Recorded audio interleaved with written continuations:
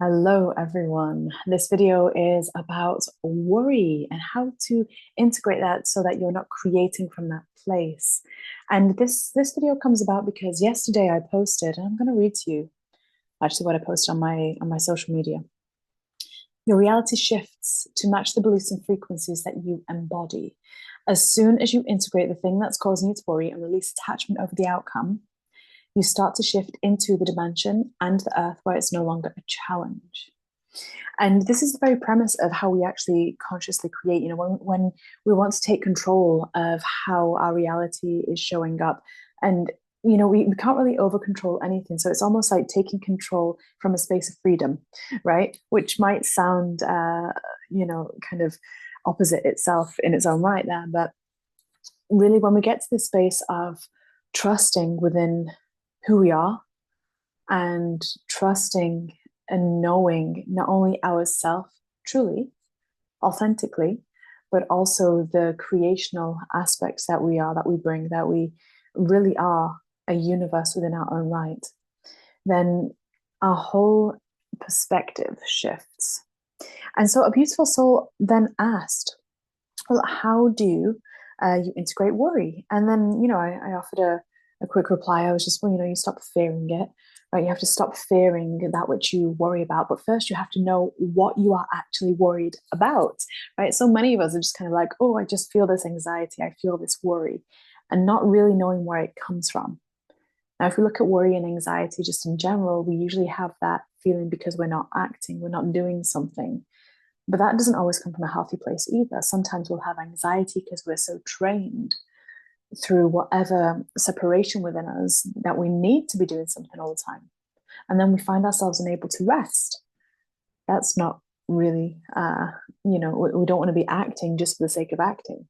But it's interesting because I replied to this beautiful soul, you got to stop fearing it. We've got to identify the false I am belief, which is lay there at the foundation, at the base of the feeling. Because our feelings, our emotions, they are essentially showing us the inner dialogue that we have. I went on to write, we've got to integrate the parts of us which are created, keeping that worry, keeping that split alive, and when we feel emotions such as worry, that is essentially, or anything that's kind of like a feeling that we don't really enjoy feeling, it's there to serve a purpose. It's there to tell us that there's parts of ourselves at conflict with one another. There's a belief that that we have embodied that is not our true belief. It's not aligned or matched with that of our higher mind or our higher self. So then what happens is, as soon as we adopt a belief that limits us, that restricts us, that takes away our freedom, as soon as we adopt a belief, we start to see it in our reality. We create different parts of us that then keep it alive, the part that is fueled by the emotion of whatever it is, right? And then a part of us that's kind of trying to manage that, that's trying to control that. And they kind of feed each other, but we want to help them all relax, And so then what we want to do is, like I say, first you have to identify what it is you're actually afraid of, right? Actually have that dialogue, sit with yourself, let the feelings tell the story. What's actually going on there? Because until we can do that, we're not actually going to really understand the inner relationships that are happening. But it's just, say, for example, if we've adopted a belief that takes away our freedom, right? This is a very popular one. I mean, the same goes for love, the same goes for abundance. We adopt beliefs about ourselves that we might be powerless in a situation, we might be a victim to a situation, right? And what then happens is within us there becomes splits and fragments, fractures within us that then essentially get so fueled, so autonomous in nature, and so apart from one another that they might not even be aware of one another. And it's all happening within ourselves to the point where we only can see it from the outside in. So if you're someone that feels like very oppressed by, big governing bodies or something like that, or by someone in your life, if you don't feel like you're free in your life, that's, of course, taking the human relationship aside. We're looking just at the energy here, because obviously that's a very complex thing anyway. But looking at the energetic premise anyway, there will be that feeling within us that is reflecting and propagating itself outside of us, right? So when I wrote that post yesterday about your reality matching your vibration, you've got to remember that what we think accounts for such a small amount of who we actually are. What we are aware of accounts for such a small percentage of who we actually are. The universe is mirroring and matching our complete vibration. That's all about unconscious and subconscious as well. And that accounts for so much more than just the thoughts that move through our mind and things that we speak of. And so this is the thing to remember, is that if you want to change your reality, you have to allow harmony to occur within your subconscious, within your body, within your emotions and your mind, all the fragmented parts of the psyche. We want to work on bringing them together, and without becoming aware of self, without actually sitting with whatever we're feeling when it's uncomfortable and going, what am I actually feeling here?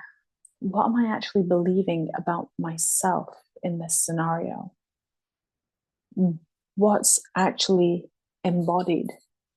Because for my reality to show me this, it's showing me that there is something I'm unaware of.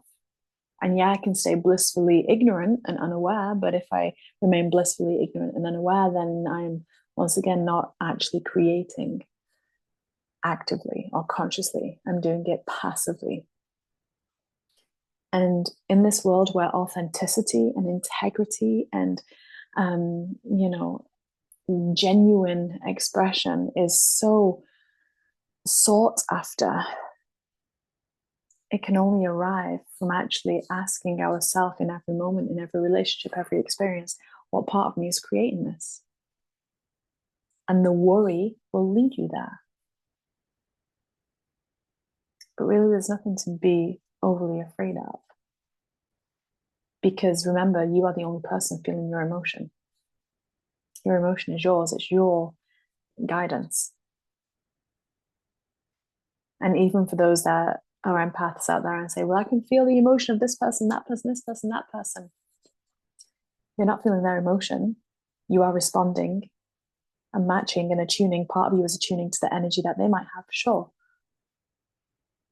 But it's there within you first. Otherwise, it won't be on your radar, right?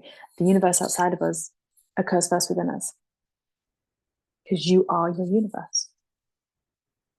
So I hope that helps, and I'm sure it'll probably open more questions than it perhaps answers for some, but allow the thoughts to percolate, have a little think about it, and let me know in the comments if this has helped. So much love. And I just want to say as well, I am going to post this on my public page, but videos like this I'm going to be doing more and more of in my wonderful Meeting of Hearts Facebook group. Now, that Facebook group is a monthly subscription where we will come together once a month on a Zoom call, and the Facebook group is there to support anyone who is choosing to be a part of that community and that subscription. So a lot more videos like this are going to be posted in there. I'll still take a few little clips and put them on my public Facebook page, but for the meantime, if you want to go more in depth and have some really fun conversations and connect with one another in a really wholesome way, then please feel very welcome to join that space. You can find more information on my website, aliceheath.com. So much love to each and every one of you. Bye for now.